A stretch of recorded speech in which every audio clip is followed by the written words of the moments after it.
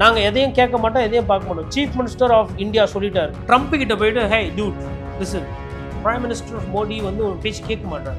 We have chief minister of India Vijay. இளைஞர் மனநிலை தானே. அப்ப அது கட்சி கொள்கை அதோட எப்படி பொறுத்துவீங்க? இல்லை, இது ட்ரம்ப்போட தான் நம்ம இனிமேல்லாம் கம்பேர் பண்ணோம். நீங்க எல்லாம் சிரிக்காதீங்க. இறந்தவங்களை கூப்பிட்டு தனியார் விடுதியிலையோ இல்லை ஒரு ரெசார்ட்லையோ நட்சத்திர விடுதியில தங்க வச்சு ரூம் போட்டு ரூமா போய் பார்ப்பாருன்றது இல்ல, அவங்கள நேர்ல சந்திச்சு ஆறுதல் சொல்லணும். அப்ப அது வேற வழி இல்ல. நான் என்ன சொல்றேன், ஒரு புர்கா போட்டுக்கிட்டு மாறு வேஸ்ட்ல இல்லை ஒரு குடுகுடுப்புக்கார மாதிரி ஒரு மருவை ஒட்டிக்கிட்டு இப்படி போச்சுன்னா நாளைக்கு என்ன பண்ணுவாங்கன்னா, சாவு வீட்டில் இருக்கிறவங்க எல்லாரையும் வந்துட்டு நாளைக்கு தலைமைச் செயலகம் வந்துருங்க, நாளைக்கு பார்ட்டி ஆஃபீஸ் வந்துருங்க, தலைவர் வந்துருவாரு, அக்கௌண்ட்ல பணம் நீங்க வந்தால் தான் போடுவோம், இப்படி போவோம் அரசியல். கூச்ச சுபாவம் சார். ஒன்ஸ் மீம்ஸ் போட ஆரம்பிச்சிட்டாங்க அப்படின்னா உங்களுக்கு எண்டு கார்டு போடுறாங்கன்னு அர்த்தம்.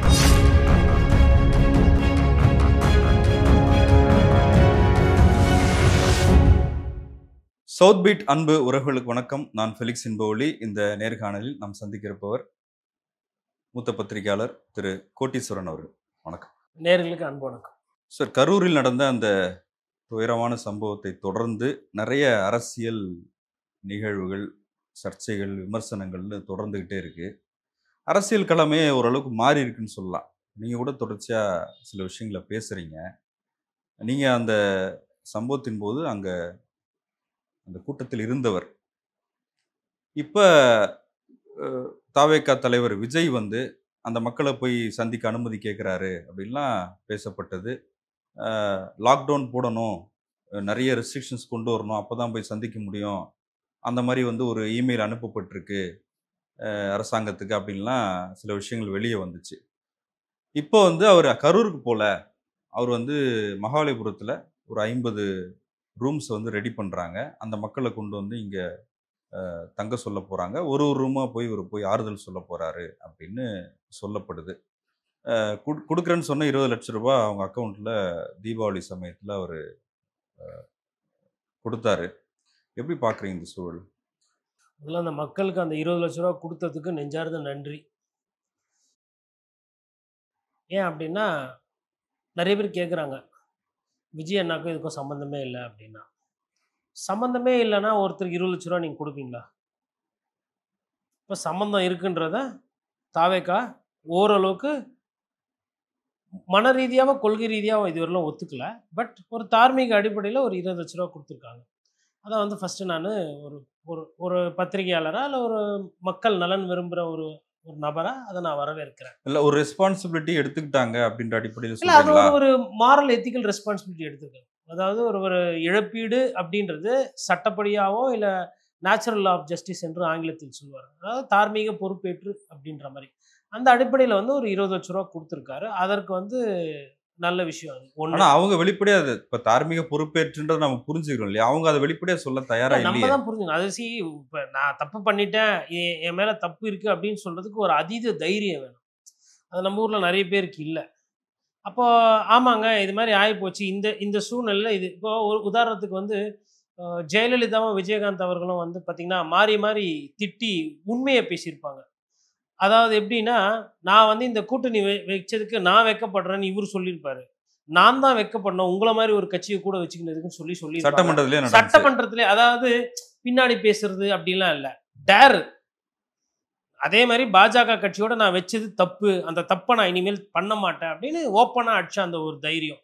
அதே மாதிரி விஜயகாந்த் அவர்களும் சரி, அரசியலில் வந்துங்க யார் வேணா எதிரி ஆவாங்க, யார் வேணா விரோதி ஆவாங்க, நண்பர் ஆவாங்க. அரசியலில் நிரந்தர எதிரியும் இல்லை, நிரந்தர நண்பரும் இல்லைன்ற அந்த புரிதல் இருக்கு. ஆனால் அந்த மாதிரி சூழ்நிலையும் ஒரு சிலர் வந்து தைரியமாக ஆமாம் நான் அன்னைக்கு சொன்னேன், நான் அன்னைக்கு பேசினேன், அந்த சூழ்நிலையில் நான் அன்னைக்கு சொன்னேன் அப்படின்னு சொல்லுவாங்க. ஒரு ஆளுமை மிக்க தலைவர்கள். அப்படி ஆளுமை மிக்க தலைவர்கள் வந்து இந்த மாதிரி தவறுகளை வந்து ஒத்துருக்குறாங்க கடந்த காலத்தில். கூடா நட்பு கேடில் முடியும் கூட கலைஞர் அவர்களே ஒரு சில கூட்டணி விவகாரத்தெல்லாம் பேசும்போதெல்லாம் சொல்லியிருக்கிறார். அப்போது விஜய் அவர்கள் வந்து அந்த இடத்துக்கு இன்னும் போகல. ஆனால் பாதிப்பாயிருக்கு, அதுக்கு பணம் கொடுக்கணும், இது நம்ம ஆளுங்க, நம்மளால நமக்காக வந்தவங்க அப்படின்றத யாரோ புரிய வச்சிருக்காங்க. உடனே 20 லட்ச ரூபா போட்டிருக்காரு. இப்போ அதில் வந்து இந்த அடிப்பட்டவங்களுக்குலாம் இன்னும் அந்த ஐடென்டிஃபை பண்ணுறதுல பிரச்சனை இருக்குது. அவங்களுக்கு சொல்லப்பட்ட அந்த 2 லட்ச ரூபா பணம் வந்து ஏதோ கொஞ்சம் தாமதம் இருக்குது, இன்னும் எல்லாருக்கும் போல அப்படின்ற மாதிரி ஒரு செய்தி கேள்விப்படுறேன். அதையுமே வந்து தாவேக்காவினரோ சீக்கிரமாக கொஞ்சம் உறுதி செஞ்சு அந்த பாதிப்பு ஆனவங்களுக்கும் அந்த பணத்தை கொடுத்தாங்கன்னா ஒரு ஒரு நல்ல விஷயம். இல்ல இது இப்ப ஃபர்ஸ்ட். பாதிக்கப்பட்டவங்க தரப்புலயே வந்து அவரு மேல தவறு இல்ல அப்படின்றத இப்ப அவங்க ம். எளிய மக்கள், ம். உழைக்கும் மக்கள், அவங்க வந்து ரொம்ப இன்னசென்ஸ்ல பேசுறாங்க. இப்ப அதையும் நம்ம பார்க்க முடியாதா? அவரு மேல தவறு இல்ல. சரிங்க, மனிதர்க கிட்ட வந்து ஒரு எதார்த்தமான ஒரு சூழ்நிலையில பேசுறது வேற. உங்களுக்கு ஒரு சில விஷயங்கள் வர வேண்டியது வர வேண்டி இருக்கு அப்படின்னா, அந்த சூழ்நிலை வேற. நீங்க அவங்களோட இடத்துல இருந்து கொஞ்சம் பார்க்கணும். அ அரசாங்கம் ஒரு ரூ. 10,00,000, இவரு ஒரு ரூ. 20,00,000, மத்திய அரசு கொஞ்சம் காசு குடுக்குது. அது இல்லாம ஒரு சிலர் வந்து அரசியல் ஃபீஸ் கட்சிகள் கட்டுறேன், குடுக்குறாங்க. அது இதுன்னு அரசியல் கட்சிகள் ஒரு சில சின்ன சின்ன உதவியெல்லாம் பண்றாங்க. அப்ப இதெல்லாம் வரும்போது எதுக்கு அத பத்தி பேசி அத ஒரு பிரச்சனையாக்கி விமர்சனம் ஆனது ஆயிப்போச்சு.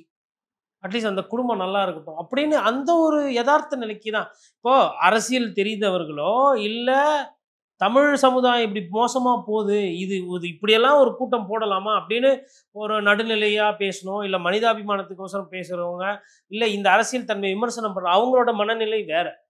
பாதிக்கப்பட்டவர்களோட மனநிலை, அவர்களோட பொருளாதாரம் வேற. நம்ம எல்லாரையும் ஒரே சமயத்துல சமத்துல வச்சு பார்க்கக்கூடாது. எனக்கு என்ன அங்க ஒரு விஷயம்னா, அந்த அந்த காம்பன்சேஷனு, அந்த ஆதரவு, அந்த க மன வருத்தத்த பகிர்ந்துக்கிறது, அதெல்லாம் எனக்கு எந்த பிரச்சனையும் கிடையாது. கரெக்ட்டுங்க. ஆனா என் குழந்தை வந்து பெருமை சேர்த்துட்டான். இது யாருக்கு கிடைக்கும்? இவ்ளோ கிட்ட பார்த்தோம். இப்படியெல்லாம் மிகைப்படுத்தி பேசும்போது தான் எனக்கு வந்து ஏன்னா நானும் தமிழ் பேசுறேன், அவங்களும் தமிழ் பேசுறாங்க. எனக்கு அந்த இடம் தான் ஒரே ஒரு ஒரு வருத்தம் அவர்கள் மீது. மத்தபடி அவங்களோட வலி, வேதனை, உணர்வு வந்தால் என்னால 100% உணர முடியும். அது ஒரு பாதிப்பு என்னன்றது. ஆனா, பாதிப்பே இல்லாத மாரி சிரிச்சுட்டு ஒரு சிலர் பேசுறாங்க, பதிவு போடுறாங்க. ஒரு குழந்தை தான். அது என்ன பண்றது? விஜய் அண்ணாக்கு வேண்டி. இப்படியெல்லாம் பேசுறது வந்து இது இது வந்து இல்ல அது புதுசா இல்ல இருக்கு. விஜய்க்கான ஆதரவா அத எடுத்துக்க முடியாதா? இல்ல, இப்ப இல்ல. அது விஜய்க்கான என் ஆதரவு. பையன் இல்ல. அ, என் பையன் ஒண்ணு ஆசைப்பட்டான். அ, அவரு வரணும்னு தான் நெனச்சான். அ. அவரு வரட்டுமே! ஏங்க அப்படின்னு சொல்றது இன்னும் இருக்குல்ல. வந்து முளைக்கவே இல்ல. நீங்க மரத்த பத்தி பேசிட்டு இருக்கீங்க. என்ன ஒலிம்பிக் மெடலுக்கு எதனா போய் ஜெயிச்சு தங்கம் வாங்குன கதையா? இல்ல வந்து அவர் 1000,00,00,000 வந்து ஒரு ஒரு நிறுவனத்த நிறுவி அந்த மாரி ஒரு விஷயம். அரசியலுக்கு வராரு, மக்கள போய் சந்திக்க போறாரு, தேர்தல் நிக்க போறாரு, ஜெயிக்கிறாரு, தோக்குறாரு, முதலமைச்சர் ஆவுறதுன்றது அவருக்கு உண்டான இது. இதெல்லாம் வந்து ஒரு ஒரு ஒரு செயற்கையா இருக்கான்ற மாரி எனக்கு ஒரு ஒரு சந்தேகம். செயற்கை கூட வேணாங்க. உண்மையிலே அவங்க வந்து ஒரு ஒரு சரியான மனநிலையில சிந்திக்கிறாங்களா? இல்ல அவங்கள சிந்திக்க விடாம யாரா பண்றாங்களான்ற அந்த சந்தேகம். தெரியல. இப்ப இல்ல, இல்ல. பாதிக்கப்பட்ட நிலையில இல்ல இருக்கிற ஒரு விஷயம் நான் சொல்லிர்றேன். ஒரு கோழி குஞ்சு இருக்குன்னு வச்சுக்கோங்களேன். அது அடகாத்து முட்டை பொரிச்சிட்ட உடனே கழுகோ, இல்ல காக்காவோ குஞ்ச தொரத்துச்சுன்னா, அந்த பெண் கோழி இருக்குல்ல, அந்த அம்மா கோழி, பறந்து போய் காக்காவையோ, கழுகையோ கொத்தி எல்லாம் குஞ்ச காப்பாத்திட்டு வந்த கோழி எல்லாம் நான் பார்த்துருக்கிறேன். நீங்க கிராமத்துல போய் கேளுங்க. 21 நாள், 25 நாள் அது அடகாத்து, அது முட்டை பொரிஞ்சிருக்கும். அப்படி பாதுகாக்கும் அது ரெக்கைய வச்சு, கோழி குஞ்சு. ஒரு நாய், நம்ம செல்லப்பிராணி வளர்க்குறோம். நம்ம தான் சாப்பாடு போட்டிருப்போம், நம்ம தான் வளர்த்துருப்போம். ஆனா குட்டி போட்ட நேரத்துல, அது குட்டி கையில இருக்கும்போது, நம்ம போய் அந்த குட்டிய தொட போனா உர்ருன்னு கடிக்க வரும். அதாவது தன் குழந்தைகள தன் உயிருக்கு மேல பாதுகாக்கிற ஒரு தன்மை எல்லா ஜீவராசிகிட்டயுமே நம்ம பார்க்கிறோம். அதுல மனிதர்களுக்கு வந்து நமக்கு வந்து ஆசைகள் அதிகம், சுயநலம் அதிகம். ஆ நமக்கு தான் மிஞ்சி மத்தது அப்படின்னு நினைக்கக்கூடிய ஒரு ஜீவராசியில நம்ம மேல இருக்கிறோம். அந்த ஜீவராசியிலிருந்து வரவங்க, வழக்கத்துக்கு மாறா பேசுறது, ஒரு பொருள சொல்றதுன்றது என்னால வந்து இயற்கை ரீதியா அதனால அது ஒத்துப்போக முடியல. அதுதான் எனக்கு பிரச்சனை. இல்ல அதான் நான் என்ன சொல்றேன்னா, இப்ப பாதிக்கப்பட்ட சூழல்ல அவங்க இருக்கிறாங்க. ம். அந்த சூழல்ல போய் அவங்கள வந்து இது சொல்லுங்க, அத சொல்லுங்கன்னு நம்ம இல்ல பேச அது வைக்க அது முடியாதுல்ல. கேட்கறது தப்பு தான். அது வந்து நம்ப நம்ப மீது பத்திரிகையாளர்கள் வந்துட்டு அது பத்திரிகையாளர்கள் கேட்டாலும் சரி, நீங்க அழுங்க, இல்ல என்ன நினைக்கிறீங்க? விஜய் அண்ணா வந்து உங்கள பார்க்கலையா? நான் என்ன சொல்றேன்னா, கேள்வி கேட்க வேண்டியது விஜய் அவர்கள. இனிமேல்ட்டு வந்து நம்ம ஊடக வெளிச்சமோ, இல்ல இதுவோ வந்து பாதிக்கப்பட்டவர்கள் மீது இல்லாம இருக்கிறது நல்லது. நம்ப எப்படி பாதிக்கப்பட்டவர்கள் மீது பண்ணலாம் அப்டின்னா, உதாரணத்துக்கு ரூ. 20,00,000 பேங்க்ல போட்டாங்க. பேங்க்ல மினிமம் டெபாசிட் இல்லன்னு சொல்ட்டு அந்த பேங்க் காசு எடுத்துச்சுன்னா, அப்போ போயி அதாவது யாரும் இல்ல. இறந்ததுக்கு ஒரு காச குடுத்துருக்காங்க. அதுல போய் மினிமம் டெபாசிட், டிரான்சாக்ஷன் சார்ஜ் அதுக்கு எதனா வரி கிரி போட்டிருக்காங்க. அத பேங்க் எடுக்குது அந்த காசன்னா, நம்ம அத பேசலாம். இல்ல சொல்லப்பட்ட காசு ஒருத்தருக்கு கை அடிபட்டுருக்கு, காயமாயிருக்கு. ஆனா அவருக்கு சொன்னாங்க, ஆனா குடுக்கல அப்படின்னும்போது, அந்த விஷயத்துல நம்ம போய் அவங்க கூட நிக்கலாம். மத்தபடி வந்து நீங்க என்ன நெனைக்கிறீங்க? விஜய் அண்ணா எப்படி எவ்வளோ கிட்டத்துல பார்த்தீங்க? இதெல்லாம் வந்து ஒரு ஒரு சுலபமான, இல்ல மலிவான அதான் என்னுடைய கேள்வி என்னவா இருந்துச்சுன்னா, அது விஜய்க்கு ஒரு ஆதரவு நிலைப்பாட்ட ஏற்படுத்துது. நான் என்ன கேட்கிறேன்னா, இந்த அது ஆதரவு நிலைப்பாடு ஏற்படுத்தும். நான் இத முன்னாடில இருந்து பதிவு பண்ணிட்டு இருக்கேன். என்ன காரணம்னா, விஜய் அவர்கள் ஒரு பிரபலம். பொதுவாக ஒரு எந்த ஒரு கட்சியுமே ஒரு 4.5 வருஷம் 5 வருஷம் இருக்குன்னா அந்த கட்சி ஒரு சில கெட்ட பேர் இல்லை ஆட்சியின் மீது ஒரு சில கோவம் இருக்கும். அதை யாருன்னா அப்படி தூண்டி விட்டா அது பெருசாகும். விஜய் வந்து அதை தூண்டி விடுறாரு. பத்தாவதுக்கு இப்படி ஒரு சம்பவம் இருக்கும்போது விஜயோட ரசிகர்கள் எப்படி இருக்கிறாங்கன்னா, நாங்கள் எதையும் கேட்க மாட்டோம், எதையும் பார்க்க மாட்டோம். சீஃப் மினிஸ்டர் ஆஃப் இந்தியா சொல்லிட்டாரு. இப்போ இவருக்கும் அப்போ அவங்க என்னன்னா, நான் எப்படி புரிஞ்சுக்கிறேன்னா, ட்ரம்ப் கிட்ட போயிட்டு hey dude listen, prime minister of Modi வந்து உன் பேச்சு கேட்க மாட்டாரு. We have chief minister of India Vijay, கேட்குறியா பேசுறியா அப்படின்னா, Vijay oh please get me that, I want to do that business. Trump பேசுறார், மோடியை மனசில் வச்சுக்கு, மோடி சொல் பேச்சு கேட்கல, ஆனால் விஜய்னு ஒருத்தர் இருக்கா, தூக்குங்கடா செல்லத்தை, நான் இனிமேல் அவரு கூட தான் அரசியல். சினிமா கதெல்லாம் சொல்றீங்க இல்ல சீமான் அண்ணன் வந்து இல்லாத இல்ல சினிமா கதெல்லாம் சொல்றீங்க. இப்படிதான் நடக்குது. ஏங்க ஒருத்தர் ஒரு யூடியூபர் ஏதோ போயிட்டு இருக்காப்புல, அங்க போயிட்டு கதுவை இறக்கி யூனோ வாட் விஜய் இப்படி இப்படிலாம் பாட்டு பாடி அவனே வந்து குழம்பி போய் அவரே இப்படி இப்படி கை கால் அசைச்சு பேசுறவர் தான். அவரை விட அதிகமாக கை கால் அசைச்சு பேசி அவரை வந்து திக்கு முக்காட வச்சு ஓட விட்டோம் பார்த்தீங்களா. அது அது ஒரு இது ஒரு ஒரு ஸ்லாங் மாதிரி சொல்லி அவன் தலையில் அடிச்சுன்னு அந்த ஊர்ல இருக்கிற ஆபாச வார்த்தையில பேசி அது அது ஒரு ஒரு ஒரு இளைஞர் மனநிலை தானே. அப்ப அது கட்சி கொள்கை அதோட எப்படி பொறுத்துவீங்க? இது ட்ரம்ப்போட தான் நம்ம இனிமேல்லாம் கம்பேர் பண்ணணும். நீங்க எல்லாம் சிரிக்காதீங்க. ரஷ்யாவில் வந்து என்ன வாங்காதீங்கன்னு சொல்றாரு ட்ரம்ப் மோடி கிட்ட. மோடி கேட்க மாட்டாரு, நான் வாங்குவேன்றாரு. அப்போ get me Vijay on board. Mister Vijay you tell me I am going to impose 300% tax. அப்போ நீங்க என்ன you chief minister of India tell. இப்படிதான் போகும் போல. நான் பேசுறது வந்து உங்களுக்கு சீப்பா இருக்கு, நடக்கிறதெல்லாம் சரி. இப்ப நீங்க பேசுறது மூலமா சீஃப் மினிஸ்டர் ஆஃப் இந்தியா ஒருத்தர் இருக்காரு நினைச்சிட போறாங்க. இதை நானா நான் பேசுறது என்ன கொஞ்சம் பேர் பேச போறாங்க பார்க்க போறாங்க. அவங்க பேசுறது உலகம் பூரா போகுது. உலகம் பூரா விஜய் எடுத்து சென்ற தாவாக்க அவங்க நம்பிட்டாங்க. அப்படி ஒரு பதவி இருக்கு. 3 பேருக்குள்ளதான் இனிமேல் பஞ்சாயத்து அரசியல்லாம். ஒன்னு எங்க அண்ணா நித்யானந்தா கைலாசால இருக்கிறாரு, வெயிட்டார். இவங்களுக்கு எல்லாம் மேல ஐத்தல காய் மாதிரி அவரும் பல ரசிகர்களை வச்சிருக்காரு. ஏங்க அவர் லெவலே வேறங்க. அவர் ரசிகர்கள் உண்மையான ரசிகர்கள், புரியுதுங்களா? சிக்கவே மாட்டாங்க எதுலையுமே. இதுவரையில எதனா சிக்கினாங்களா? விமர்சனம் வேண்டிதான் வர சிக்க மாட்டாங்க. அது கைலாசா. அப்புறம் ட்ரம்ப் ஃபாலோவர்ஸ் அவங்களும் அப்படிதான் கண்மூடித்தனமா அப்படியே ஃபாலோ பண்ணுவாங்க. நீங்க வந்து எதை பத்தி சொன்னீங்கனாலும் ட்ரம்ப் அப்படின்னு ஒரே பதில் தான், எதனாலும் ட்ரம்ப், அவ்வளவுதான். அது தாண்டி இல்லை. கிட்டத்தட்ட விஜய் சாரோட ரசிகர்களும் அப்படிதான் இருக்கிறாங்க. இப்போ இது இந்த போக்கெல்லாம் பார்க்கும்போது நான் இனிமேல், ஏன்னா அரசியல்ல வந்து இறந்தவங்களை கூப்பிட்டு தனியார் விடுதியிலையோ இல்லை ஒரு ரெசார்ட்லையோ நட்சத்திர விடுதியில தங்க வச்சு ரூம் போட்டு ரூமா போய் பார்ப்பாருன்றது இதுவரை நானே எவ்வளோ புஸ்தகம் படிச்சுக்கிறேன். இவர் நான் என் பிறந்தன் படிச்சிருக்கிறேன், கலைஞர் புஸ்தகம் ஒரு சிலர் படிச்சிருக்கேன், அதுக்கப்புறம் தமிழ் கனவு மாபெரும் தமிழ் கனவு படிச்சிருக்கிறேன். அதுக்கப்புறம் இவர் நேருக்கு வந்து லெட்ரு எழுதியிருப்பார் புஸ்தகம்லாம் இந்திரா காந்திக்கு ஜெயிலேருந்து. அந்த புக்கில் கொஞ்சம் பக்கம்லாம் படிச்சிருக்கேன். எதுலையுமே இல்லாத ஒரு அரசியல் கண்டுபிடிப்பு புதுசாக இருக்குது. அப்போ நான் வந்து இது உலகளாவிய அளவில் தானே பார்க்கணும். திராவிட அரசியலையோ இந்திய அரசியலையோ தமிழ் தேசியத்திலோ இல்லாத புதுசாக இருக்குது. அப்போ இது வந்து கைலாசா இல்லை வந்து நம்ம வந்து அந்த அந்த ரேஞ்சுக்கு தான் அதை ஒப்பிடணும். இல்லை ட்ரம்ப் அவரும் அப்படிதான் புதுசு புதுசாக பண்ணுவார். இதோட தான் ஒப்பிடு பண்ணணும். இது 234 தொகுதிக்குள்ளெல்லாம் விஜய் நிறுத்த முடியாதுங்க. இனிமேல் அவனை நேர்ல சந்திச்சு ஆறுதல் சொல்லணும். அப்ப அது வேற வழி இல்ல. நான் என்ன சொல்றேன், ஒரு புர்கா போட்டுக்கிட்டு மாறு வேஸ்ட்ல இல்ல ஒரு குடுகுடுப்புக்கார மாதிரி ஒரு மருவை ஒட்டிக்கிட்டு போனா யாருக்கு தெரிய போகுது? யாருக்குன்னா தெரியும். ஜல்லிக்கட்டு போராட்டத்துல கூட அப்படிதான் வந்தாரு, முகமூடிலாம் போட்டுக்கிட்டு. அவர் ஆக்சுவலா வந்து ஒரு மாருதி ரெட் கலர் ஸ்விஃப்ட்ல போவாரு ரொம்ப நாளா, ஒரு டார்க் கலர் கிளாஸ் போட்டு. அதே மாதிரி ஒரு சின்ன கார்ல போனா யாருக்கும் தெரியாது. நீங்க உண்மையிலேயே அவங்கள பாக்குறதா உங்க நோக்கம்னா எப்படி வேணா போலாம். திடீர்னு காலைல 10 மணிக்கு போயிட்டு ஒரு வீட்டுக்குள்ள போயிட்டு ஒரு 2 பேர் வராங்க, அம்மா கொஞ்சம் அவசரப்படாதீங்க, ஒருத்தர் உங்களை பார்க்கணும்னு வராரு, செக் கொடுக்கணுன்றாரு, இல்லை வருத்தம் கேட்குறாரு, தாவேக்கா கட்சியிலேருந்து வராரு அப்படின்னா அவங்க என்ன சொல்லுவாங்க, யார் எல்லாம் போனது போயிடுச்சு, என்ன இது வந்துட்டீங்க. வெளியில் பேச மாட்டாங்க, ஆனால் உள்ளுக்குள்ளே அந்த கோவம் அதெல்லாம் வரும். பொதுவாக ஒரு நண்பர் இன்னொரு நண்பர் ஒரு ஒன்றா குளிக்க போகிறாங்க, இல்லை ஒரு இடத்துல காட்டுக்கு போகிறாங்க, இறந்து போகிறல ஆக்சிடென்ட் இறந்துட்டா அந்த வீட்டுக்கு போனவொடனே இந்த நண்பனை பார்த்து கூட தானப்பா இந்த கூட்டுன்னு போய் இப்படி ஆகிட்டியாப்பா, இந்த கேள்வி தமிழகத்தில் இருக்குதா இல்லை? அப்படி இருக்கும்போது அப்படி தான் பேசுவாங்க. தடன்னு இந்த டோப்பாவையோ இல்லை இதையோ கைட்டினோடனே வந்தது விஜய்னோடனே எப்படி இருக்கீங்க அப்படின்னு அவங்க அழுவாங்க. இவர் அழுவலாம், அவங்களோட மனசு கஷ்டத்தை குமுறலை ஒருத்தர் பரிமாறிக்கலாம். அது முடிஞ்ச உடனே திருப்பி மறுபடியும் ஒரு மாஸ்க் ஒரு தொப்பி புர்கா கூட வேணாப்பா. இல்லை அப்படி பார்த்தா ஏற்கனவே அவர் ஃபோனில் பேசிட்டார்ல சார், அதெல்லாம் எப்படி பார்த்தோம் வீடியோ காலில். சரி வீடியோ கால்லாம் இப்போ வந்தது, துக்கத்தை அப்போ வீடியோ காலிலே பரிமாறிச்சுட்டு அதோட விட்டுடலாமா? போக மாட்டிங்களா? இப்போவே எல்லாம் வந்து அவ்வளோ கேள்வி கேட்குறாங்க. ஏங்க இன்னைக்கு கரூரில் நசம்பாவிதம் நடக்குது, விஜய் வரலன்னா அப்போ அதுக்கு என்ன பொருள்னா நாளைக்கு யாருக்கு நடந்தாலும் இவர் போக மாட்டாருன்றதான் பொருள். இவர் நல்ல வேளை கொரோனா காலத்துல அரசியல் வரல. இவரெல்லாம் நம்பி இவர் கொரோனா வார்டெல்லாம் போயிருப்பாரா? நீங்க 1000 சொல்லுங்க. எடப்பாடி பழனிசாமி அவர்கள் கொரோனா காலத்துல இருந்தாரு. போனார்ல வார்டு வார்டா. அதுக்கப்புறம் முதல்வருக்கு உடம்பு வந்து அவர் அடிக்கடி சிகிச்சைக்கு போறவரு. இன்றைய முதல்வர். அவரு கொரோனா வார்டுக்கு போனாரா? மா சுப்பிரமணியன் வந்து அத கைட்னா அவர் தலைய பார்த்து தான் தெரியும் மாசுன்னு. மூணுக்கு போற மார்ஸுக்கு போற அந்த இது மாரி தான் இருந்தாரு. இப்படி இப்படி நடந்து போயின்னு இருந்தாரு. ஓடுறத தான் பார்த்துருப்பாங்க. யாரும் அந்த ட்ரெஸ் போட்டு பார்த்ததில்ல. ஜெ. ராதாகிருஷ்ணன் அந்த ட்ரெஸ்லயே தான் நெறைய நேரம் இருந்தாரு. நல்ல வேளை அப்போ விஜய் என்ன ரஜினி கூட ஒரு வாட்டி தனியா ஏதோ போனாரு. விமர்சனம் ஆச்சு. இவருக்கு பாஸ் யாரு குடுத்ததுன்ட்டுலாம். நல்ல வேளை அப்போ விஜய் இருந்திருந்தா என்ன அரசியல் பண்ணியிருப்பாரு. இதுக்கே போ முடியல. அதெல்லாம் ஒண்ணும் ஆயிடாதுங்க. என்ன ஆயிட போகுது? நீங்க வெடிகாத்தால போனீங்கன்னா யாருக்கு தெரிய போகுது? அவங்க என்ன சொல்ல போறாங்க நீங்க போனதுக்கு அப்புறம்?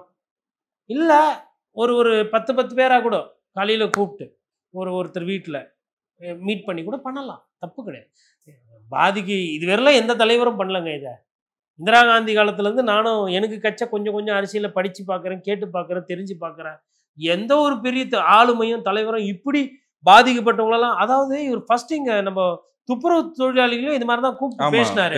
நான் கூட என்ன நினைச்சேன், இவர் வந்து இவங்கள கூப்பிட்டு நம்ம போய் அந்த இடத்துக்கு போனா போராட்டம் பெருசாயிடும். இன்னொரு சின்ன ஜல்லிக்கட்டு மாரி ஆயிடும். அரசாங்கத்துக்கு நம்ம மேல கோவம் வந்துச்சுன்னா, நமக்கு இப்ப கொஞ்சம் பிரச்சனைகள் ஜாஸ்தியாகும். ஜனநாயகம் வேற ரிலீஸ் ஆகுது. அதனால இவர் அடங்கி போறாருன்னு நான் நினைச்சேன். இது அடங்கி போறது இல்ல. அவர் அமைப்பே அப்படிதான். கூச்ச சுபாவம் சார். நிறைய பேர் ஆகாது. அதான் சொல்றாங்க கூட இருக்கவங்களாம். அப்படி எடுத்துக்கலாம். ஏன்னா மேடையில சத்தம் போட்டு பேசுறாரு. அது நான் கூட நான் என்ன கேட்கிறேன், இறப்பு வீட்டுல இருக்கவங்கள கூப்பிட்டு வந்து நீங்க பாக்குறதுன்றது அது என்ன விதமான கலாச்சாரம்? 16 நாள் முடியணும்னு நீங்க அப்புறமா பார்த்தா பெயில் மேல அங்க ஓகே ஆயிடுச்சு, கேஸ் அது இதெல்லாம் ஒரு சிலதெல்லாம் கிளியர் ஆச்சுன்னொன்னே எல்லாம் வீரியமா வந்து பேசினீங்க. திருப்பி கொஞ்ச நாள் கழிச்சு நடுவில் கொஞ்சம் பக்கத்தை காணுன்ற மாதிரி அமையுது. என்ன விதமான அரசியல்னு இதெல்லாம் புரியலங்க. எல்லாரையும் வந்து கூட இங்க போய் பார்க்கணும்னு கிடையாதுங்க. ஒரு 6 பேரை ஃபர்ஸ்ட் பார்க்கலாம். அப்புறமா இன்னொரு 8 பேரை பார்க்கலாம். 1 மாசம் ஆயிப்போச்சு. இப்போ 25 தேதி ஆயிடுச்சு. இன்னும் 2 நாள் போனா 1 மாசம். ஒரு 42 பேரை பார்க்கறதுல ஒரு அரசியல் இருக்கு. அதுல ஒரு பகுத்தறிவு இருக்கு. அதுல வந்து தொண்டர்களோட மன வேதனையை புரிஞ்சுக்கிற தன்மை இருக்கு. மேபி அங்க பாதிக்கப்பட்டவங்க ஒரு சில விஷயங்கள் சொல்லியிருப்பாங்க. எப்படி எல்லாம் இருந்துச்சு, என்ன இது அதெல்லாம் வந்து ஃபர்ஸ்ட் ஹேண்ட் இன்ஃபர்மேஷன். விஜய் அவர்களுக்குமே நாளைக்கு அரசியல் பண்றதுக்கும் பேசுறதுக்கும் அது தேவைப்படும். இந்த புரிதல் கூட இல்லாம இருக்கும். எல்லாமே இப்ப இந்த விஷயத்தை வச்சு விஜய் அரசியல் பண்றாருன்னு நினைக்கிறீங்களா இல்லன்னு நினைக்கிறீங்களா? அரசியலே பண்ணலன்றதுதான் உண்மை. அரசியலே தெரியலன்றதுதான் உண்மை. என்ன அரசியல் பண்ணிட்டாரு? அவருடைய அரசியலுக்கு இந்த விஷயத்தை பயன்படுத்திக்கலையா அவர் இந்த விஷயத்தை இதுக்கு மேல அவர் பயன்படுத்தலைன்னா அவர் தாவேக்கவனர் தான் அதை பயன்படுத்துறாரு. விஜய் எதுவுமே இதுல பண்ணல. விஜய் என்ன பண்ணாரு? விஜய் ட்வீட்டும் அந்த வீடியோ பேசினார்ல, சிஎம் அங்கிள் எதுவாக இருந்தாலும் என்ன பழிவாங்குங்க சிஎம் சார், அதை தவிர்த்து வேற என்ன பண்ணார் விஜய்? அந்த பணம் வந்து விஜய் அவர்களோட செல்வாக்குக்கு 40 குடும்பத்துக்கு 20 லட்ச ரூபான்றதுலாம் ஒரு பெரிய பணமே கிடையாது. அவர்கிட்ட இருக்கிற வசதிக்கு வாய்ப்புக்கும். அதை தாண்டி என்ன பண்ணார்? என்ன கேள்வி கேட்டாரு? இல்லை எதிர் அரசியல் என்ன பண்ணாரு? இல்லை வந்து நிலையா நிற்கிறாரா எதிரில்? ஏங்க இப்போ நான் சொல்கிறேன், இப்படி இருக்கிறவங்க நாளைக்கு இந்த தொண்டர்கள்லாம் இன்னைக்கு வந்து ஆசை இருக்கும், கல்யாணம் பண்ணும்போது தளபதி வரணும், அவர் வந்து தாலி எடுத்து கொடுக்கணும், என் குழந்தை பிறந்தா அவர் வந்து பேர் வைக்கணும். தொண்டர்களுக்கு இருக்கிற இயல்பான ஆசை எல்லா தொண்டர்களும் இருக்கும். விஜய் அவர்கள் தொண்டர்களுக்கு இப்படி ஒரு ஆசை இருக்குமானால் அதுல அந்த ஆசையில வந்து அப்படியே மண்ணள்ளி கொஞ்சம் போட்டு மூடிடும். ஒரு ஆப்ஷன் தராருல பனையூருக்கு வந்து எதுக்கு? நான் கல்யாண பொண்ணு கூட்டுன்னு மாமனார் மாமியார் எல்லாம் வந்து அங்க இருக்கும் போதே கல்யாணம் பண்ணும்போது சொந்தக்காரன் 1008 பிரச்சனை பண்ணுவான். ஒருத்தன் சொம்ப காணணுவான், ஒருத்தன் மொய் வைக்கலான்வான், ஒருத்தன் சாப்பாட்டுல கல்லுக்குதுன்மா. அதெல்லாம் விட்டுட்டு நான் வந்து பனையூருக்கு வரணும், பொண்ணு மாப்பிள்ளை எல்லாரையும் கூட்டுன்னு. என்ன இது? ஏங்க ஒரு கல்யாண வீடு இல்லை ஒரு சாவு வீடு இறப்பு வீடுன்னா அதில் எவ்வளோ வேலைகள் இருக்கும்? இவர் எல்லாம் இப்படி தான் எத்தனை இடத்துக்கு எம்ஜிஆரோட ஒப்பீடு பண்ணுறாரு. எம்ஜிஆர் போன இடத்துலலாம் திடீர்னு ஒரு அதிமுக தொண்டன் கல்யாணம் அங்கே நடக்குதுன்னா போயிட்டு கையில் இருக்கிறது காதில் இருக்கிறது கைட்டி போட்டு வந்த அவர் எங்கே? இவர் எம்ஜிஆர்ன்றார். இவர் இல்லை. ஆனால் இதுக்கு முன்னாடி வந்து இப்போ தூத்துக்குடி வெள்ளம் வந்தப்போ விஜய் போய் தான் அவங்களுக்கு நிவாரணம்லாம் நேரில் தான் கொடுத்தாரு. சரி, அவருக்கு என்ன பிரச்சனைனா டெட்லைனுக்குள்ளே அவர் வச்சிங்கன்னா அவரால் பர்ஃபார்ம் பண்ண முடியல. நான் பார்த்துட்டேன். இந்த நேரத்தில் இதை செய்யணும் அப்படின்னா செட் ஆகுறதில்ல சாருக்கு. அது வந்து தூத்துக்குடி நீங்கள் போனால் ப்ளஸ்ஸு, போகலன்னா பிரச்சனை இல்லை. இன்னைக்கு தேதியில் நீங்கள் அரசியல்வாதி, அன்னைக்கு தேதியில் நீங்கள் நடிகர். அன்னைக்கு அஜித் என்னைக்குன்னா போயிருக்காரா? ஏன் அஜித் நினைக்கிறாரு நான் படம் நடிக்கிறேன், படம் தொண்டர்கள் பார்க்குறாங்க, ரசிகர்கள் பார்க்குறாங்க, அதோட ரைட்டா தொண்டரா அவங்கள ஏத்துக்கல. நீங்க தொண்டரா ஏத்துக்கிட்டீங்கன்னா அவங்களோட நல்லது கெட்டதுல நீங்க கலந்துக்கணும். விஜய் அவர்கள் அங்க அந்நியப்பட்டிருக்கிறார். ஃபர்ஸ்ட் தொண்டர்களுக்கு உண்டான விஷயங்களே அவர் பூர்த்தி செய்யற மாதிரி தெரியல. அதுக்கப்புறம் அவர் எங்கேருந்து பொதுமக்களுக்கு பேசுறாரு? ஏங்க, ஒரு சிலர் வந்து இப்ராஹிம் கலீல், அப்புறம் இங்க நம்ம மத்திய சென்னையில முஸ்தபா அவர்கள்லாம் அவருக்காக அவ்வளோ சப்போர்ட் பண்ணி பேசுறாங்க. இதெல்லாம் வந்து நான் ட்வீட்ல படிச்சதை வச்சு நான் சொல்றேன். நான் முஸ்தபா நேர்லயே அவர் தாவேக்காக்கு எப்படி ஆதரவா பேசுவேன். அவங்களுக்கெல்லாம் என்ன பொறுப்பு கொடுத்துருக்கிறாரா இதுவரையிலும்? இல்ல எதனா கூப்பிட்டு பேசினாரா? பார்த்தாரா? இல்ல அவங்க தாவேக்கு ஆதரவாளர் தானே. ஏங்க, யாரா இருந்தா என்னங்க? ஒருத்தர் வந்து உங்க ஆதரவு நிலைப்பாடு இருக்கிறாங்க, உங்க ஒரு கஷ்டமான நேரத்துல குரல் குடுக்குறாங்கன்னா, இந்த பேச்சாளர்கள்லாம் இருக்கிறாங்கல்ல, அதே மாரி காமேஷ்னு ஒருத்தர் பேசுவாரு. நான் சட்டத்த பத்தி பேசினா, சட்டத்திலே இல்லாததெல்லாம் சொல்லி, ஆனா விஜய் அண்ணாக்கு வேண்டி அப்டின்னுவாரு. நான் வந்து அப்படியே அப்படியே கம்முனு உட்காந்துருவேன். ஏங்க, இல்லாததெல்லாம் சுப்ரீம் கோர்ட்ல கேஸ் இருக்கும்போது போகக்கூடாதுன்னாரு ஒரு நாள். இப்போ அவர்கள்லாம் கூப்பிட்டு, "இப்பா நீ எனக்காக நல்லா பேசுற." நான் என்ன சொல்றேன்னா, தன்னோட கட்சிக்காரர்களையோ, சொந்த உறுப்பினர்களையோ, அத கூட அவர் பார்க்க மாட்டேன்றாரு. அத கூட ஒரு கோரிக்கையை நிறைவேற்ற மாட்றாரு. இப்படி ஒரு ஒரு அரசியல் ஆளுமை நான் இதுவரையிலும் பார்த்ததில்ல. இதுவரையிலும் யாருமே இல்ல. எல்லாத்தையும் வந்து இவரு வீட்டுக்கு சரி, நாளைக்கு நான் என்ன சொல்றேன், கூட்டம் நெறைய சேருது. இவரு நிக்கிற தொகுதியில, இவரு 214 தொகுதியில எங்கனா ஒருத்தல எம்எல்ஏ நிக்கணும்ல. இவரு ஓட்டு போட போவாரு. அந்த இடத்துலயும் பூத்துல கூட்டம் நெறைய சேரும். ஆமா. இவரு ஓட்டு ஏற்கனவே போட்டிருக்காரு. போட்டிருக்காருல்ல. அப்ப அன்னைக்கெல்லாம் எப்படி கிரவுட் ரெகுலேட் ஆச்சு? சைக்கிள்ல தானே போனாரு இவரு. அப்போ எப்படி Z+லாம் இருந்துச்சா? கூட்டம் எலெக்ஷன் டைம்ல ஒரு தனிப்பட்ட நடிகர், அது ரஜினிகாந்தா இருந்தாலும் சரி, அங்க போய் நிக்கும்போது லைன்ல தான் அலோவ் பண்ணுவாங்க. மீறி நீங்க அப்படி இப்படி ஓவர்டேக் பண்ணீங்கன்னா, அங்க யாருன்னா ஒரு பெருசு இல்ல ஒரு ஒரு இளைஞர் வந்து கேட்டுருவாரு, "ஏங்க ப்ளீஸ் கம் இன் லைன்." ரஜினியே ஹாஸ்பிட்டல்ல யார் பாண்டின்னு ஒருத்தர் கேட்டாரு. இளைஞர் ஞாபகம் இருக்குங்களா? அந்த மாரி மண்ணு தான் நம்ம மண்ணு. யாரா இருந்தாலும் சரி, கலாய்க்கிறதுன்னு முடிவு பண்ணிட்டா, பச்சாதாபம் இல்லாம நீ பத்திரிகையாளனாரு, பஞ்ச பராரியாரு, பரதேசியாரு, இல்ல ஜனாதிபதியாரு, அதெல்லாம் அவங்க கவலைப்பட மாட்டாங்க. பிரதமரா இருந்தாலும் கருப்பு பலூன் விடுறது முடிவு பண்ணிட்டா விட்டுனே தான் இருப்பாங்க. மக்கள் அப்படி இருக்கிறாங்க, நம்ம மக்கள். அப்படி இருக்கும்போது இவர் அன்னைக்கெல்லாம் வந்து சைக்கிள்ல போக முடிஞ்சதுல்ல. அன்னைக்கெல்லாம் போய் ஓட்டு போட்டாரு, ஒரு ஒரு பிரச்சனைலாம் பேசினார்ல. இன்னைக்கு ஏன் போக முடியல? ஏன்னா அன்னைக்கு அவரு அத செய்யணும், போணும், அந்த அன்னைக்கெல்லாம் அவரும் இவ்வளோ பாதுகாப்பு கூட இல்லைங்களேங்க. அப்புறம் அப்ப இப்போ ஒண்டி ஏன் இவ்வளோ கூட்டம் சேருது, எல்லாம் பண்ணுது? எவ்வளோ நாள் வித்தியாசம் இது எல்லாமே? ரொம்ப வருஷம்லாம் கிடையாது. இன்ஃபேக்ட் இப்போவாச்சும் படம் 1, 2 தான் அடிக்கடி வருது. அப்பலாம் நெறைய படம் வரும். இன்னும் பாப்புலாரிட்டில இன்னும் ஜாஸ்தி. வளர்ந்துட்டு வந்திருந்த காலம். இப்ப பீக் ஆயி நிக்கிறாரு அவரு. அப்போ எனக்கு இதெல்லாம் பார்க்கும்போது, இவங்க அந்த கூட்டத்த நேசிக்கிறாங்க. இத வந்து ஒரு சாக்குப்போக்கா எனக்கு தோணுதுல்ல. சந்திக்கணும் அப்படின்னு முடிவு பண்ணிட்டா, சந்திக்கிறதுக்கு 1000 வழி இருக்கு.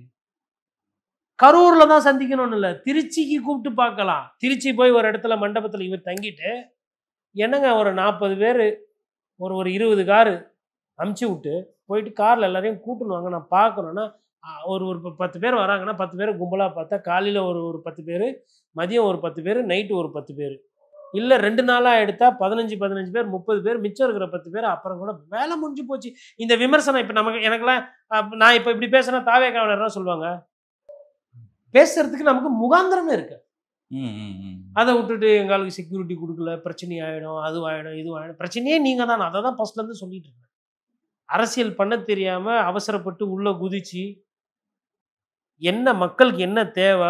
இது மாரி நான் என்ன கேட்கிறேன்னா, இது வந்து ட்ரெய்லர் தான் உங்களுக்கு காட்டியிருக்கிறது, மற்ற கட்சியினர்கள். இதை வைத்து அவர்கள் அரசியல் செய்வாங்க இனிமேல்ட்டு. இதுக்கே நீங்க 40 நாள், 30 நாள் எடுத்துக்கிறீங்க. ட்வீட் போடுறதுக்கு 3 நாள்னா, நாளைக்கு இது மாரி நெறைய வருமே. சாம்பிளா காட்டுவாங்கல்ல. டிராவிடியன் பாலிடிக்ஸ் என்ன பண்ண போறீங்க? சிபிஐ வந்து எஃப்ஐஆர் பதிவு பண்ணியிருக்கிறாங்க அப்படின்ற செய்தி பரவலா பேசப்படுது. இன்னொன்னு அது வந்து ரெகுலர் ஃபார்மேட் தான். அது ஒண்ணும் புதுசு இல்ல அப்படின்னு சொல்றாங்க. அதை எப்படி பார்க்குறீங்க? சார், அதாவது எஃப்ஐஆர் போடப்பட்டதுக்கு அப்புறம் என்ன பண்ணுவாங்க, வழக்கானது சிபிஐக்கு மாற்றம்னா, அந்த எஃப்ஐஆர் கலெக்ட் பண்ண எவிடன்ஸு, அந்த விசாரணை ஃபர்ஸ்ட் இன்ஃபர்மேஷன் ரிப்போர்ட் கூட ஒரு சில டீட்டெயில்லாம் எழுதியிருப்பாங்க. என்னென்ன கலெக்ட் பண்ணோம், யாரை விசாரிச்சோம், என்ன ஏது, ஃபோட்டோஸ் எடுத்திருந்தாங்கன்னா, இல்ல லோக்கல் போலீஸ் இன்டெலிஜென்ஸ்லாம் இருக்கும். அதெல்லாம் சேர்த்து மொத்தமா வந்து சிபிஐ கிட்ட குடுத்தோன்னே, ஃபர்ஸ்ட்டு என்ன இருக்கோ அத அப்படியே அவங்க வந்து பதிவு பண்ணிட்டு, அத அப்படியே மாற்றம் பண்ணி அவங்க விசாரணை ஆரம்பிப்பாங்க. இது வந்து ஒரு பேசிக்கான ஒர்க். முதல் கட்ட வேலையா அவங்க ஆரம்பிச்சிருக்கிறாங்க. அவங்க எஃப்ஐஆர் போடுறதுக்கு எவ்வளோ நாள் ஆகிது பாருங்க. கோர்ட் எப்போ சொல்லுச்சு? 10 நாள் மேல ஆச்சா? அவங்க இப்ப தான் எஃப்ஐஆருக்கு வந்திருக்கிறாங்க. அவங்க போய் விசாரிச்சு, சிவி சிங்காரிச்சு வந்து அதில உண்மைய கண்டுபிடிக்கிறதுக்குள்ள தேர்தல் முடிஞ்சிடும். அதுக்கு தான் இதெல்லாம் பண்றது. தேர்தல் வரலாம் எதுவும் வராது. 6 இல்ல ஆனா மாசம். அதுக்குள்ள இப்ப அதிமுகல வந்து விஜய்க்கு அழைப்பு குடுக்குறாங்க. ம். பாஜக விஜய்க்கு ஆதரவா இருக்கிறாங்க. இன்னும் சொல்லப்போனா திமுக கூட்டணியில் இருக்கிற காங்கிரஸ். ம். காங்கிரஸ் கட்சியில சிலர் வந்து விஜய்க்கு ஆதரவா பேசுறாங்க. கூட்டணி அழைப்புலாம் குடுக்குறாங்க. எப்படி பார்க்குறீங்க? காங்கிரஸ்ல யாருன்னா ஒருத்தர் விஜய்க்கு கூட்டணி கூப்பிடுறாங்கன்னா என்ன அர்த்தம்னா, நட்டாத்துக்கு போறாங்கன்னு அர்த்தம். அதுதான். வேற எதுவும் அது அப்படிலாம் பார்க்கக்கூடாது. என்ன எங்கேருந்து வருதுன்னு இது ஆரம்பிக்குதுன்னு சொல்றேன். நம்ம கேசி வேணுகோபால்னு ஒருத்தர் இருக்கிறாரு கேரளால. அவருக்கு முதலமைச்சர் ஆசை ரொம்ப நாளா இருக்கு. அவர் என்ன நினைக்கிறாருன்னா, விஜய் வந்துட்டா கம்யூனிஸ்ட் வந்து அங்க ரொம்ப நாளா இருக்கிறாங்க. இப்ப ஆட்சியில அவங்களுக்கு எதிர்ப்பு இருக்கு. இப்ப நம்ம ஜெயிச்சு நம்ம முதல்வர் ஆகணும் கொள்ளோம்னா, நம்ம என்ன பண்ணோம், விஜய் வந்து நம்ம கிட்ட வந்துட்டாருன்னா, விஜய வைத்து அங்க பேசி கீசி அங்க ஓட்டு வாங்கி சிஎம் ஆயிடலாம். அப்படின்றது அவருக்கு ஒரு ஒரு ஒரு ஆசை. அவர் ஆசைக்காக அவர் என்ன பண்ணார், அவர் மேலிடத்துல இருக்கிறாரு. அதாவது கார்கேயை விட அவர் வந்து கொஞ்சம் செல்வாக்குல இருக்கிறார். போய் ராகுல் காந்தி கிட்ட ஒண்ணு சொல்லணும்னா காதுல சொல்றதோ, சோனியா காந்தி கிட்ட காதுல சொன்னா காதுல சொல்லும். இந்த மாரி ஒரு மேல இருக்காங்க பொதுவா. இவங்க போய் தெருவா போய் பூத்துலலாம் ஓட்டு கேட்க மாட்டாங்க. அப்படியே மேலோட்ட அரசியல் பண்றதுல காங்கிரஸ் தலைவர்களுக்கு நிகர் காங்கிரஸ் இன்றைய காங்கிரஸ் தலைவர்கள். அதனால அவங்க என்ன நினைக்கிறாங்கன்னா, இவர் வந்துட்டாருன்னா, விஜய் வந்துட்டாருன்னா நமக்கு நல்லா இருக்கும்னு நினைக்கிறாங்க. அது எங்க நல்லா இருக்கும்னா, கேரளால நல்லா இருக்கும். தமிழ்நாட்டுல இருக்கிறதும் போயி அட்ரஸே இல்லாம போயி, நட்டாத்துல நிப்பான். நீங்க என்ன கேள்வி கேட்டுட்டீங்க இப்ப மக்களுக்காக? நீங்க என்ன ஒரு ஒரு குண்டுமணிய நவுத்திட்டீங்க காங்கிரஸ் கட்சி இந்த 5 வருஷத்துல? இல்ல முன்னாடி அதிமுக காலத்துல, அதிமுகவை எதிர்த்து நீங்க என்ன போராட்டம் பண்ணி அப்படியே அப்படியே புரட்சி பண்ணிட்டீங்க? இந்த கை சின்னம், ஐயா காமராஜர் பேரு இத வச்சு வண்டி ஓட்டிட்டு இருக்கீங்க. இந்த எண்ணம் வருது இதையே காரணமா வச்சு கூட கழட்டி விட்டுடலாம். எனக்கு தெரிஞ்சு. இல்ல சீட்ட குறைச்சு விட்டுடணும் காங்கிரஸ்க்கு. போய் உதயசூரியனே நிக்கட்டும் போட்டும். என்ன அதாங்க ஒரு காலத்துல தமிழ் மாநில காங்கிரஸ் தலைவரா ஐயா மூப்பனார் இருந்தார். டெல்லியில எதனா பஞ்சாயத்துனா இங்க வந்து தீர்வு கேட்டுட்டு போவாங்க. அப்ப வந்து ஒரு ஒரு சம்பவம் ஒண்ணு சொல்றேன். எதுக்குன்னா காங்கிரஸ் தலைவர் முன்னாடி எப்படி இருந்தாங்க, இப்ப எப்படி இருக்கிறாங்கன்னு வித்தியாசம் பார்க்குறது. எஸ்ஜி விநாயகமூர்த்தி கிட்டத்தட்ட பிரெயின். அவர் வந்து உண்மைய பேசுவாரு. காங்கிரஸ் கட்சி தமாகவோட நலன் கருதி இருப்பாரு. அப்போ வந்து மறைந்த சட்டமன்ற உறுப்பினர் வெற்றிவேல அவர் என்ன பண்றாருன்னா, ஒரு துண்டு சீட்ல வந்து பேப்பர் எழுதி குடுக்குறாரு. அத பார்த்துட்டு மூப்பனார் வந்து செம்ம டென்ஷன் ஆயி வேகமா அவர நோக்கி பாய போறாரு. கிட்டத்தட்ட தள்றதுக்கோ இல்ல கோவத்த வெளிப்படுத்துது. அப்ப அங்க இருந்து பார்க்கிறவர் இப்ப ஐஎன்டியூசில சத்யபாலன் சொல்லிட்டு இருக்கிறார். காங்கிரஸோட அந்த பிஎஸ்என்எல் அந்த மாரி சம்பந்தமான விஷயங்கள்லாம் telecom advisory member. Former telecom advisory. கராத்தெல்லாம் நல்ல பயிற்சி. மக்கள் பிரச்சனைய எப்பயுமே பேசக்கூடியவர். இந்த சத்யபாலன் பக்கத்துல இருக்கிறாரு. இவருக்கு திடீர்னு புரியல. உடனே இவர் என்ன பண்றாரு, ஐயா ஐயான்னு மூப்பனார் கிட்ட போறாரு. என்னன்னா தன்னுடைய மகன் யாரு? ஐயா ஜி.கே. வாசன் கப்பல் துறை அமைச்சரா இருந்தாரு. அவருக்கு வந்து ராஜ்யசபா உறுப்பினர் பரிந்துரை பண்ணணும் அப்படின்னு இவரு எழுதி குடுக்குறாரு. அப்புறம் எல்லாம் முடிஞ்சிச்சு சமாதானம் ஆகி போயிட்டாங்க. அப்புறம் அந்த போஸ்ட் ஐ திங்க் ஜெயந்தி நடராஜனுக்கோ வேற யாருக்கோ ஏதோ சிபாரிசு பண்ணப்படுது. ராஜ்யசபாவா, லோக்சபாவா எதுக்கு சீட்டுன்றது நான் திருப்பி செக் பண்ணணும். ஆனா சத்யபாலன் அங்க இருக்கிறாரு. அப்ப சத்யபாலன் கேட்ட உடனே, உழைச்சு கஷ்டப்பட்டு மேல வரணும். கீழிருந்து வந்தா தான் தெரியும். அப்படி தன்னுடைய சொந்த மகனுக்கு சொல்லி, நீங்க பாருங்க, ஐயா மூப்பனார் இருந்த வரையிலும் ஜி.கே. வாசன் அவர் தலையில தூக்கி வச்சு கொண்டாடவே கிடையாது. மூப்பனார் மறைவுக்கு இவரு அப்புறம் தான் இவர் எப்படி தலைவரானார். கஷ்டப்பட்டு கீழ இருந்து வந்தாரோ ஐயா மூப்பனார், அதே மாரி தான் தன்னோட மகன் வரணும்னு தான் நெனச்சாரு. அதே மாரி விட்டாரு. ஆனா, ஐயா நம்ம ஜி.கே. வாசன் அவர்கள் ஐயா மூப்பனார் அளவுக்கு வரல. அதுதான் உண்மை, நிதர்சனமான உண்மை. ஆனா மூப்பனாரோட கோவம் எவ்வளவு உண்மை, எவ்வளவு அரசியல், எவ்வளவு அறிவு இருந்திருக்கு அவருக்கு. பதவி என்னைக்குன்னா அவருக்கு இல்லாத இது இல்லையா? அவர் வந்து மத்திய அமைச்சரு, எது வேணா வாங்கிக்கலாமே. ஒரு காலத்துல வந்து பிரைம் மினிஸ்டரே டிசைட் பண்ற இடத்துல இருந்தார். அன்னைக்கு வந்து ஐயா கலைஞர் வந்து சப்போர்ட் பண்ணல மூப்பனார. அதான் விமர்சனம் ஆச்சு. இன்னொன்னு ரஜினிகாந்த் திமுகவுக்கு ஆதரவு குடுத்ததுக்கு காரணமே மூப்பனார். சைக்கிள் சின்னத்த வந்து புரட்டி போட்டார். இன்னைக்கு விஜய் எல்லாம் பேசுறாங்க இல்லைங்களா? விஜய் வந்தா மாறிடும் கீறிடும். இதெல்லாம் செஞ்சு காட்டினவர் தான் ஜி.கே. மூப்பனார். அந்த மூப்பனார் வந்து ஒரு நாளும் இந்த மாதிரி ஆடம்பரம்லாம் இருந்தது. அவரும் மக்களை பார்த்தாரு, கூட்டத்தை பார்த்தாரு, எல்லாம் பார்த்தாரு. அந்த காங்கிரஸ் கட்சி இன்னைக்கு எப்படி இருக்குது பாருங்க. விஜய் இட்டுன்னு வந்துடலாமா, அதை பண்ணிடலாமா? காங்கிரஸ் நிலைமை எப்படி இருக்குது? அதிமுக என்ன சொல்றதுன்னு தெரியல. அவங்க ஏன் வந்து ஓரளவுக்கு கூப்பிடலாங்க கூட்டணிக்கு வேண்டி. விஜய்க்கு வந்து இதெல்லாம் மக்கள் பார்க்குறாங்க. விஜயால வந்து திமுகவுக்கு கெட்ட பேர் வரும். அதுக்கு வாய்ப்பு இருக்கு. அது திமுக தான் பண்ணணும்னு இல்ல. அதிமுகவோட விமர்சனம் பண்ணலாம். இல்ல கரண்ட் பில் அதிகமா கட்டுறவங்க கூட கோவப்படலாம். இல்ல நாய் ரோடுலலாம் போய் பௌன்னு நீங்க ஓட்டு போட போறீங்க. அன்னைக்கு 10 நாய் உங்கள தொரத்துதுன்னு வச்சுக்கோங்க. பௌன்னு நீங்க போயிட்டு சூரியனுக்கு போட்டீங்களா அன்னைக்கு? கோவம் வருமா வராதா? மக்களா பேசுறேன் நான். இந்த ஆட்சி மாற்றம் என்பது தமிழகத்துல எப்பயுமே இருக்குது. ஆட்சி திருப்பி வர்றதும் நடந்திருக்குது. அப்போ மக்களோட மனநிலை தான் இங்க முக்கியம். ஆனா இவங்க என்ன நினைக்கிறாங்கன்னா, இந்த மக்கள் மனநிலை தாண்டி கூட்டணின்ற ஒரு பிரம்மாண்ட ஒரு விஷயத்தை காட்டுறதுக்கு விஜய் அவர்களுக்கு எல்லாம் ஆசை வார்த்தைகளோ இல்ல குடுக்குறாங்க. அதெல்லாம் அவங்க நிப்பாட்டணும்ன்றது என்னோட தனிப்பட்ட கருத்து. ஏன்னா, அவரு அவ்வளோலாம் அரசியல் பண்ணல. நீங்க நினைக்கிற அளவுக்குலாம். அவரு அவங்க தொண்டர்களையே போய் பார்க்க இல்ல மாட்டாரு. அவருக்கு ஒரு மக்கள் செல்வாக்கு இருக்கு. ம். கூட்டணிக்கு வந்தா அது கூட்டணி ஒண்ணும் இல்ல. பலமா தெரு இருக்கும். தெருவா போய் பிரச்சாரம் பண்ணி மக்களுக்கு வந்து மக்கள் பிரச்சனை, மக்கள் தேவைகள், மக்கள் விஷயங்கள பூர்த்தி செஞ்சாவே போதும். சட்டமன்ற உறுப்பினர்களா நீங்க ஒரு 4 பேரை தயார் பண்ணீங்கன்னாவே அவங்களே ஜெயிச்சு விட்டு போயிடுவாங்க. ஏன்னா, அவரு தன்னை வேற லெவல்ல நினைச்சிட்டு நான் தான் சொன்னேன்ல ஃபர்ஸ்டிங்லயே உங்களுக்கு சீஃப் மினிஸ்டர் ஆஃப் இந்தியா அந்த ரேஞ்சில இருக்கிறாரு அவரு. அவரால இந்த சமகால அரசியல் தலைவர்களால ஏன்னா கள்ளக்குறிச்சி சாராய சாவு வந்துச்சு.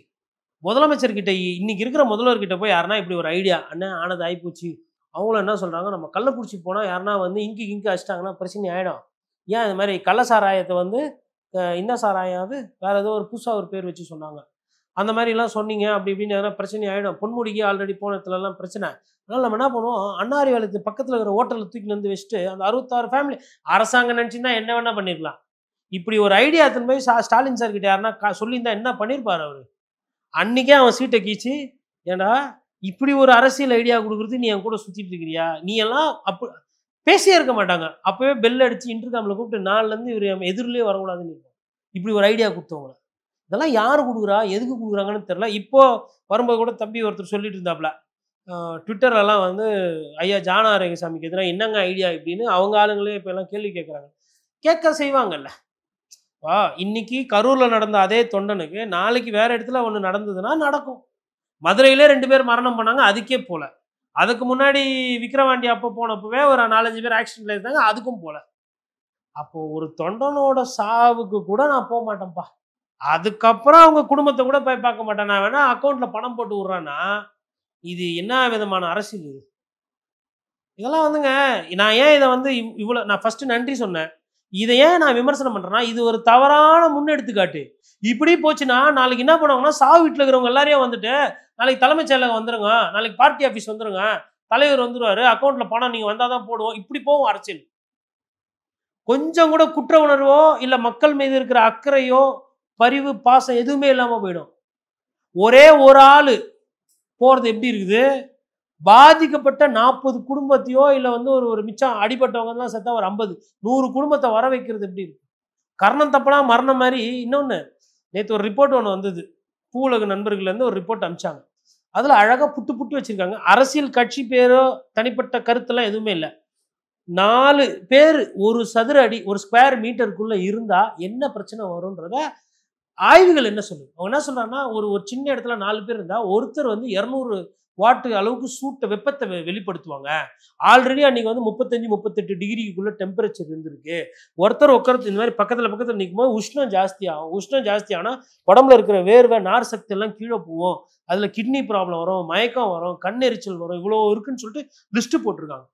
அதுக்கப்புறம் இன்னொன்னு சொல்றாங்க, சைட்ல எல்லாம் பேனர் கீனர் நீங்க வச்சிட்டீங்கன்னா காத்து போகாம மேல் காத்து கீழ் காத்து, அதாவது ஹைட்டா இருந்தாங்கன்னா அவங்க சுவாசம் ஓரளவுக்கு மூக்குக்கு வந்துடும் பிரச்சனை. குள்ளமா இருக்கிறாங்க குழந்தையா இருக்கிறாங்கன்னா அந்த தள்ளு முள்ளுல அந்த காத்தோட பிளாக் ஆயிடும். காத்து பிளாக் ஆயிடும் போது மூச்சு திணறல் வரும். மூச்சு திணறல் வந்தா என்னென்ன பாதிப்பு, வெளி பாதிப்பு என்ன, உள்ள ஆர்கன்ஸ் என்ன பாதிப்பு ஆயிருக்குன்னு தெரியாது. இப்ப இந்த ஆஸ்பத்திரியில் அட்மிட் ஆனாங்க பாருங்க, அவங்களுக்கு எல்லாம் என்னென்ன பாதிப்புன்னே நமக்கு தெரியாது. நம்ம வெறும் இந்த மேல் அரசியல தான் பேசிக்கிட்டு இருக்கிறோம்.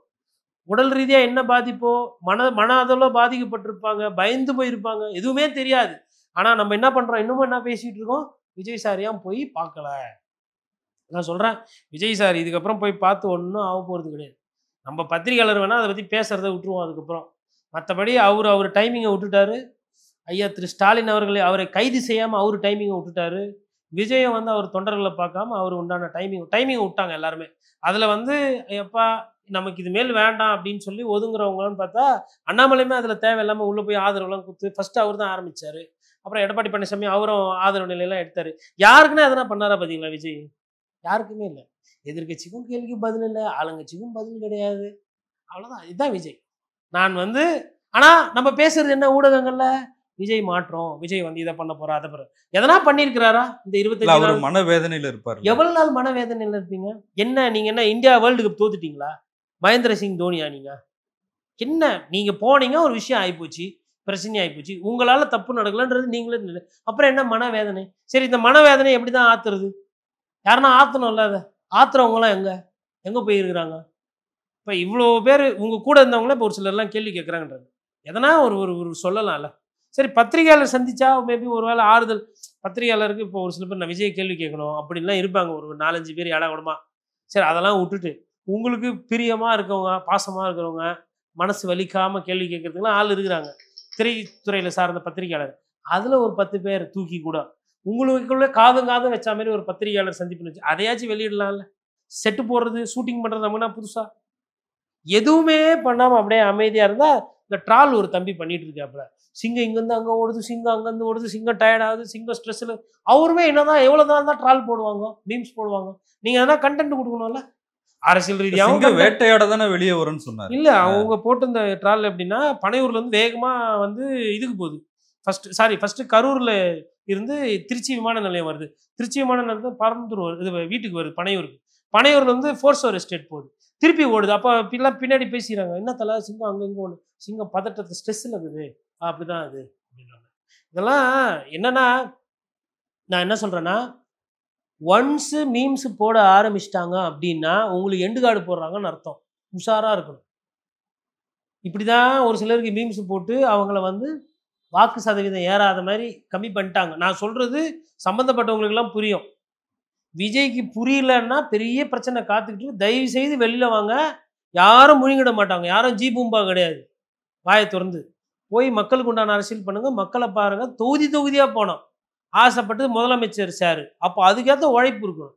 சும்மா வந்து நான் பேட்டை இப்படி சுற்றுவேன், ஆனால் நான் கிரீஸ்க்கே போக மாட்டேன் இப்படின்றது. அப்புறம் அம்பையரை பார்த்தா, அம்பையர் சரியில்லை, இப்போ நீ வாப்பா ஃபஸ்ட்டு அப்படின்னா வரவே மாட்டேன்றாங்க. ஏங்க இன்னும் எத்தனை நாள் இருக்குது அவருக்கு? 5 மாதம். அதில் மழையில் வந்து நல்லா இருக்கும்போதே நம்மளால் போக மாட்டார். புயல் வந்தால் என்ன சொல்லுவாங்க, ஆனால் எல்லோ அலர்ட்டு, ஒரு நாள் வெயிட் பண்ணால் ஆரஞ்சாக மாறிடும். ஆரஞ்சுனா நம்ம கலர் ஒத்துக்காது, ஆரஞ்சு இப்போ போவோம், ஆனால் கொள்கை எதிரி கலரு இப்படி சொல்லிட்டுலாம் இருப்பாங்க. புயல் வெயிட் பண்ணுமா, விஜய் சார் வராரு அதனால் போட. அப்புறம் இந்த ஸ்பீட் பிரேக்கர் எடுத்துடணும், கரண்ட் இருக்கக்கூடாது, பாதுகாப்பு இருக்கணும். யார் சார் நீங்கள்?